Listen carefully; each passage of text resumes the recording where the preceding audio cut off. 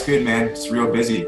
Man, I haven't been home for this amount of time in years. I usually have like 4 months off and then, go back to playing and train the whole time. But actually to do nothing besides be my family and go to school for, this long period of time is pretty crazy for me. It's very new.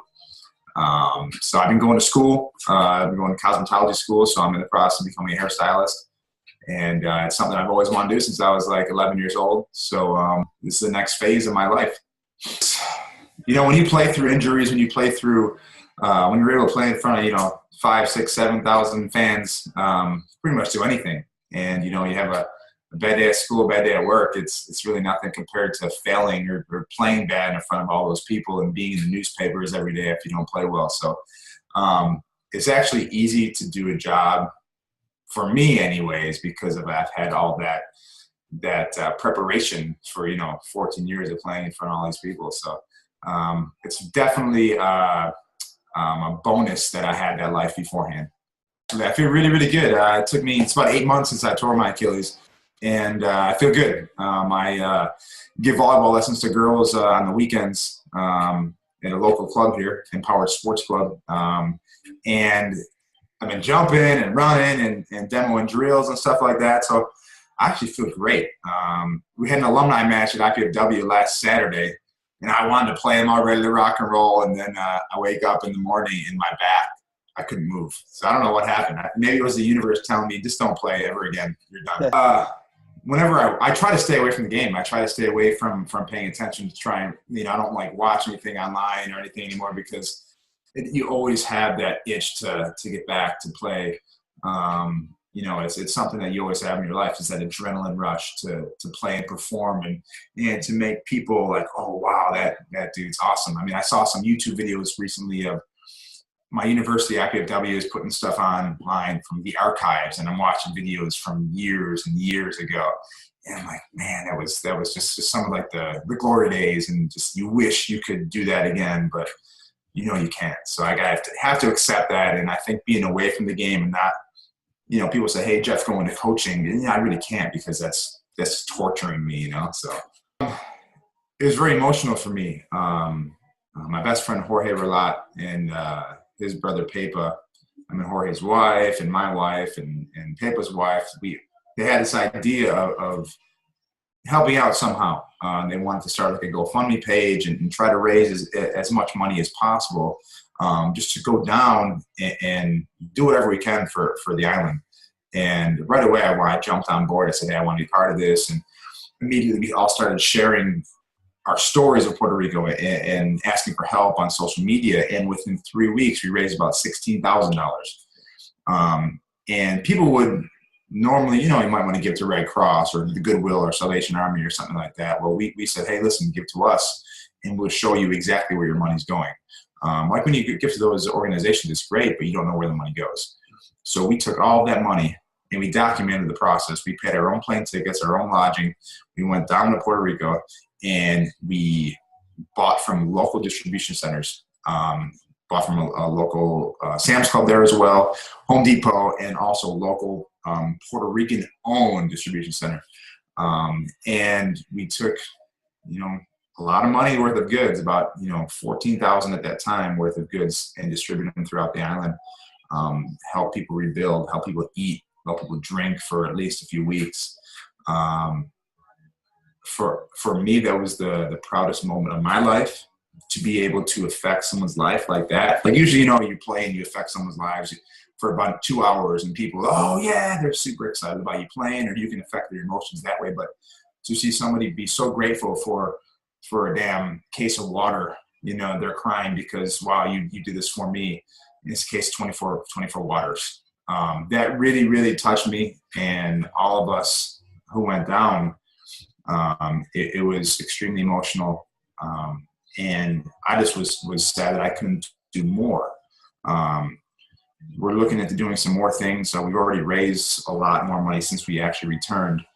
And we have a few ideas what we want to do that will come out maybe in our next interview. It'll surprise some people, actually. And we felt like we were called to do this. I mean, the island gave me so much, and my best friends in the world are from there. and it's such a beautiful place with everybody so humble, everybody's so happy and so nice. And throughout this all, what really got me and touched me emotionally was the fact that people don't have a roof over their heads. They're living in tents or living without a roof on their house, and they're so happy and they have so much hope.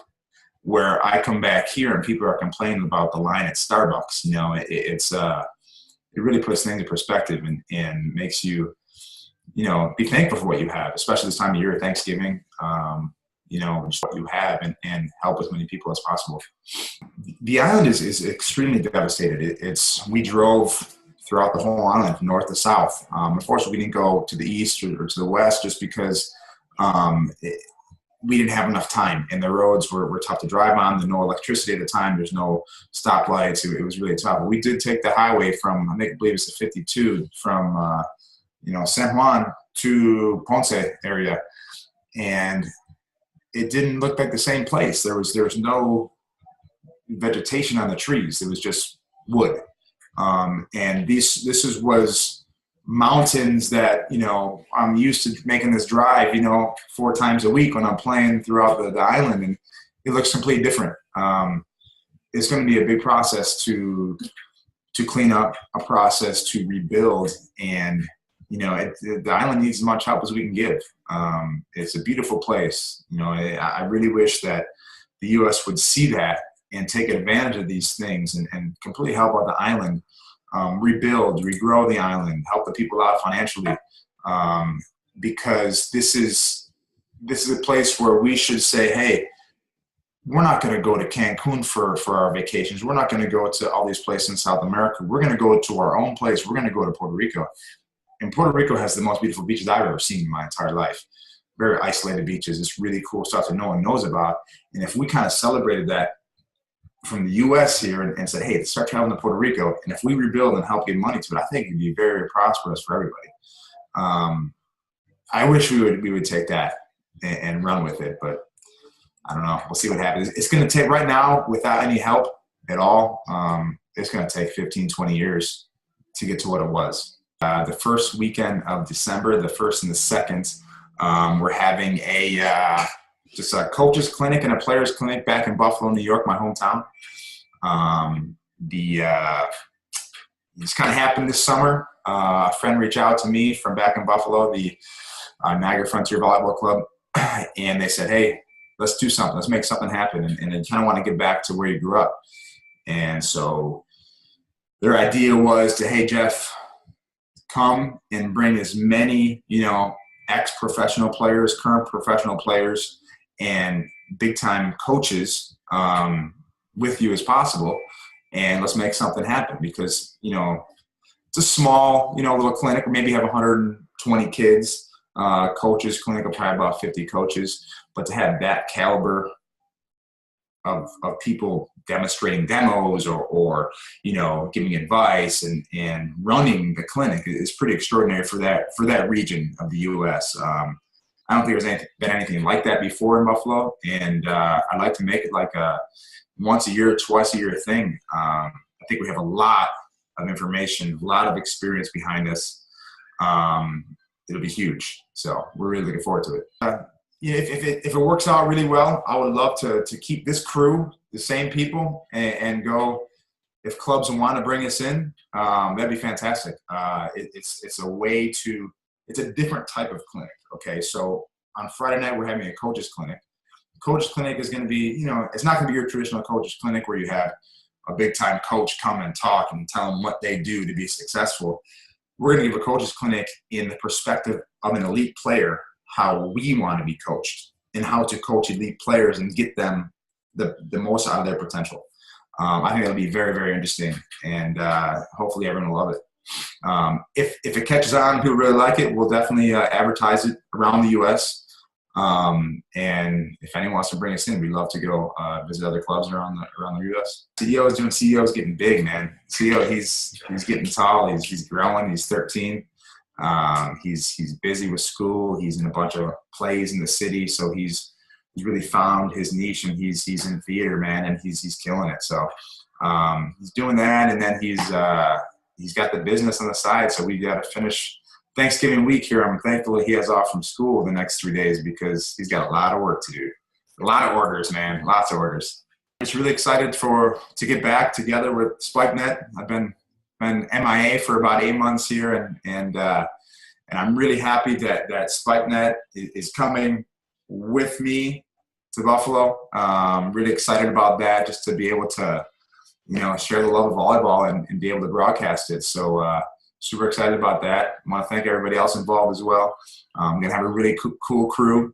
And if anybody, would love to help out Puerto Rico in any way possible, that'd be fantastic. It's my home. It's your home. The best people in the world are from Puerto Rico, and I truly mean that. So if you guys want to help out any way, monetary, if you want to send stuff down there, look into it. It's a beautiful place and it deserves help.